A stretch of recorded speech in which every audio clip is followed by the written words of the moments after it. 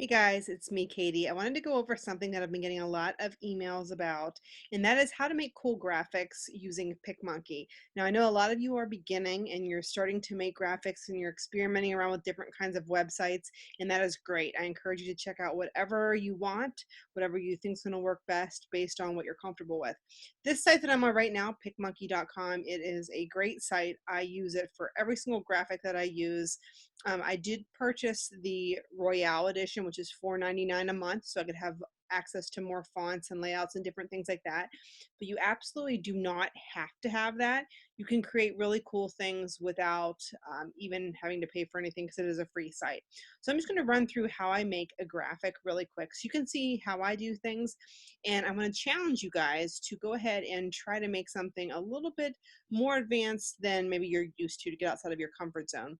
I know when I started, I was very afraid to dabble in this. I thought it was going to look silly, but it does take a little bit of time. And then once you get the hang of it, it's great. It's definitely great for getting traffic on your site and on when it comes to challenge groups and anything like that. So what I usually always do, I always go to the design feature here and I always go to custom. The only reason why I do that is I like to create the size. And I use the same size that I use whenever I do like a PowerPoint with PicMonkey slides, and that's 1000 by 750. I think that that size is really good when it comes to Facebook posts as well. So I enter that in there and I click make it, and then you're going to see this really great sized a blank square that is your canvas to work with. Now today, what I'm going to do is I'm going to create a graphic about mint chocolate chip Shakeology because I love mint chocolate chip. Got a problem with ice cream. I like to eat it. And I like to relate that to my Facebook friends in terms of how you can have ice cream in a healthy way by having Shakeology. So what I'm going to do is just create a real basic graphic with a recipe on it and then also a picture to show you how to remove a background if that's something that you're thinking about doing too. So since I'm doing something with mint chocolate chip, you know, good color, good background color is going to be a mint greenish. I'm going to go over here where it says canvas color and find a color that I think looks cute. And I think I like this one over here. Canvas color, of course, is the very first icon up here, the basic edits you can do to anything on PicMonkey. And once you select the color that you want, you can go ahead and click apply. Now you can also cruise around here. I definitely encourage you to play around with this because there are so many cool features. You know, the basic edits, of course, is what I was just in. If you want to click over here, you can get into some different effects that you can put on your background, which I'm not going to do right now. There's also going to be a touch-up screen. So if you're using anything with people and you want to maybe fix some wrinkles or, you know, the spray tan, you want to look a little bit with a little bit more glow than you may normally, this is a good place to go to.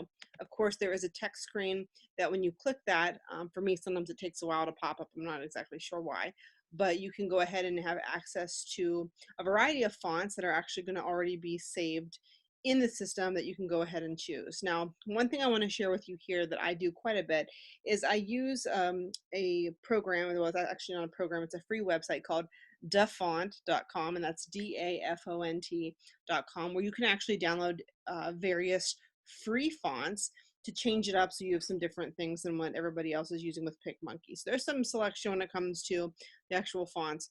We also have an overlay, which you're going to see I use that for pretty much everything.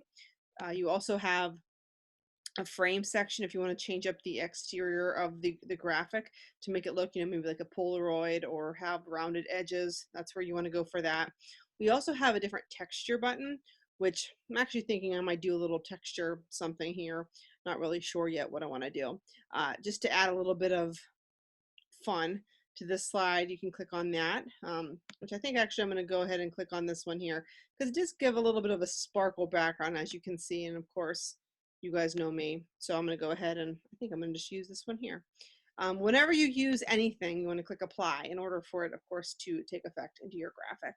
Then down at the bottom, you're going to see themes. Themes tend to change, but there's some really neat ones. You've probably seen some of my graphics that use the comic heroes. Those of you into zombies, Walking Dead stuff, there's some really cool things that you can do there. So now that I have a background kind of set up, what I want to do is I want to go ahead and kind of set the stage for this graphic. And the first thing I want to do is create kind of a catchy header. So what I'm going to do is go back to the little butterfly, which like I said is the overlay button. And that's what I use for pretty much everything.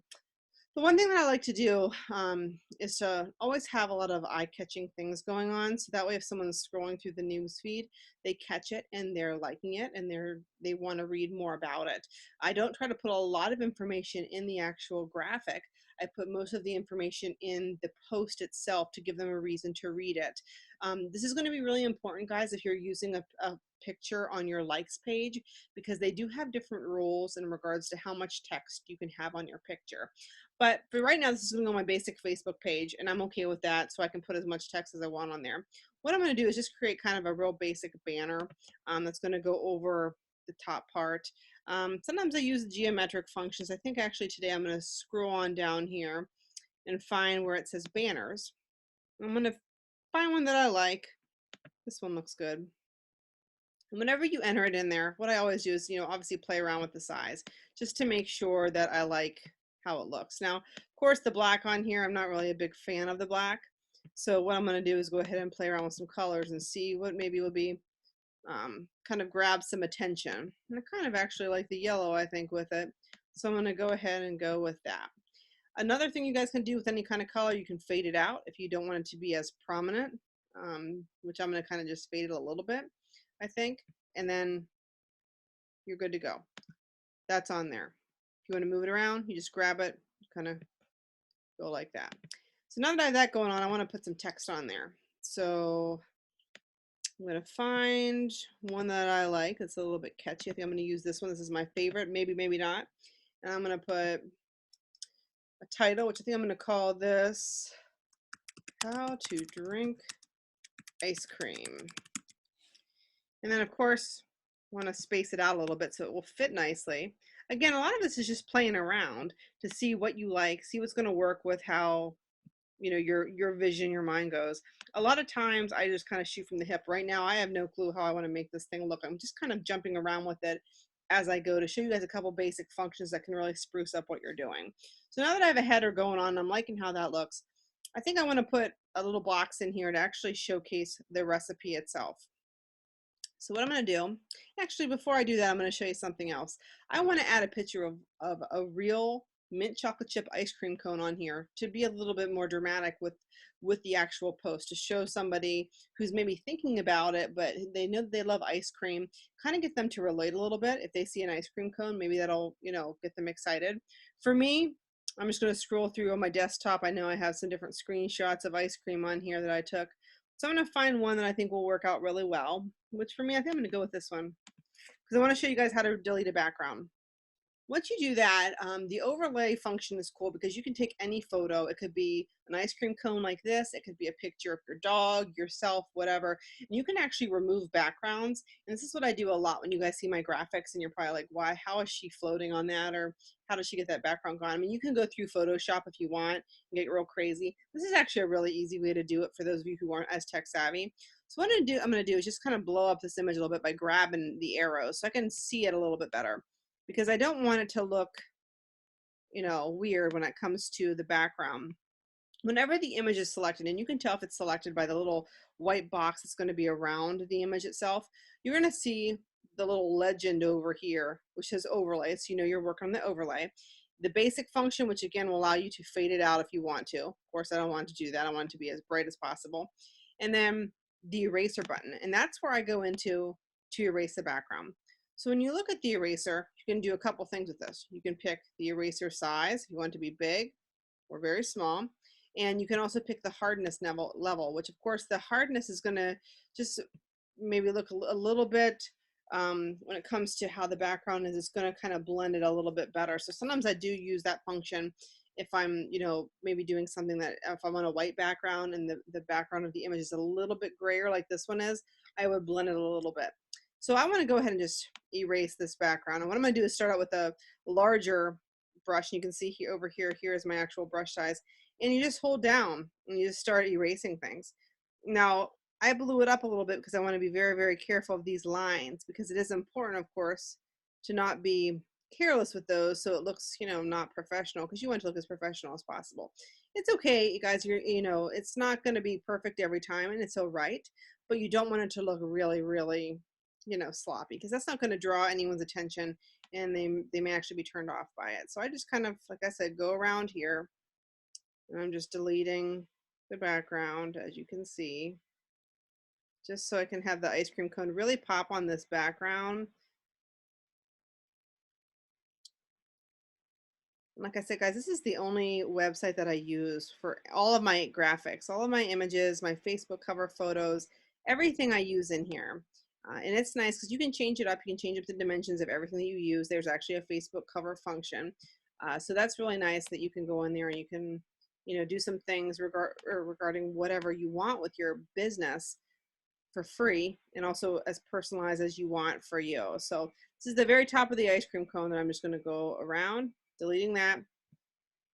There are some areas that aren't as clean, for example, right down here, you can see. So I'm just going to I made the eraser a little bit smaller just to clean those up a little bit. Now that that's done, I'm just going to go ahead and make the image a little bit smaller so it will fit the way that I want it to.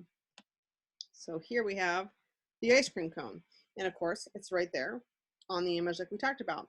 The last thing I'm going to do is just go ahead and add a box, so that way I can add the recipe on there to show everybody what's going on. So for me, I always pick this one here. I like it because you can change it up. You can make it wider, longer, depending on what you want to have going on. And I'm going to kind of just stretch this one out here to cover up that area. I'm going to also play around with the ice cream cone once I'm done adding in the text. If you don't like the colors that are in here, again, very easy to change it up. I went with the yellow, but I'm kind of liking a little green here to make it people think of summertime, because right now that's kind of important, I think, because it's so cold and gross outside. And I'm going to fade it a little bit so it's not as bright. Now I got that going on. I want to go ahead and just add in the actual recipe. This recipe, guys, it's one of my favorites. I love to share the recipes that I've fallen in love with. This is important for anybody that's looking into Shakeology, or anyone that wants something different, or maybe had protein drinks in the past that weren't easy to blend or easy to change up flavors, because Shakeology really is the most versatile drink out there. You can make so many different kinds of recipes with it. And for me, I drink a lot of crazy things because I have a major sweet tooth, and this is the way that I deal with them so that I don't eat those bad foods. I'm going to go over here, pick this particular font because I like it. Again, that's one of the ones that I've uploaded. And I'm just going to click add text so that way I can add it. So I'm going to put on here mint chocolate chip Shakeology. And I'm going to center it so that way it looks nice. Just kind of play around a bit with the sizing, because again, I want it to look nice when it comes to the eye. Don't really like how that looks, so I'm going to try to make it flow a little bit better, maybe make it a little bit smaller like you're seeing me do here. That's that. So now that I've got that there, I want to maybe spruce it up with a line or something, so that way it's not as boring there in that box. So obviously you guys know that I like crazy things. So I'm going to cruise around here over to the overlay section again, and I'm just going to see, what do I want to play around with?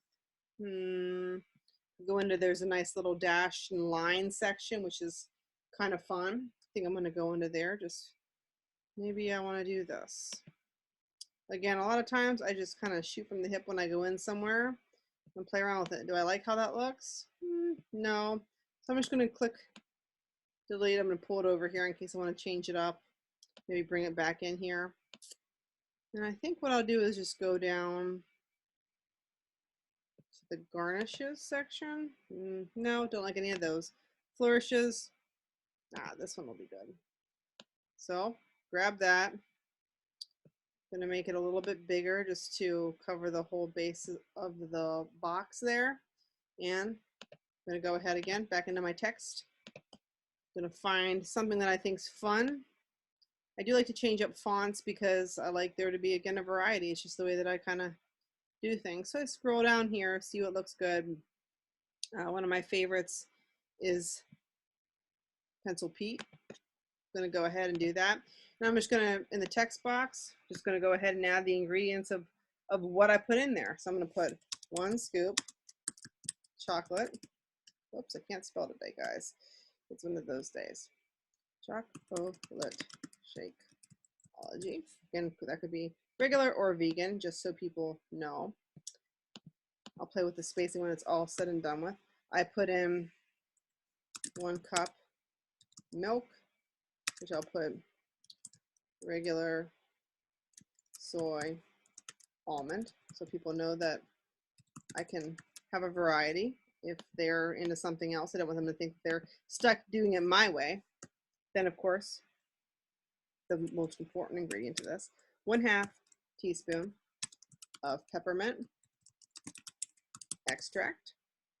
My secret to everything, guys, is always ice cubes. If I can type today, I always use 5 or 6 because I like it to be more like a milkshake. You may not. And then, of course, when you're done with that and you blend it, optional, you can top with mini choc chips. So now that's done. But as you can see, does it fit? Well, kind of. But then down here, you've got the chocolate chips looking a little bit off.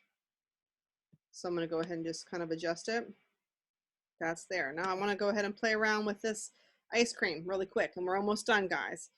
But I did the actual ice cream cone after I did everything else. So what I'm going to do is just go ahead and click.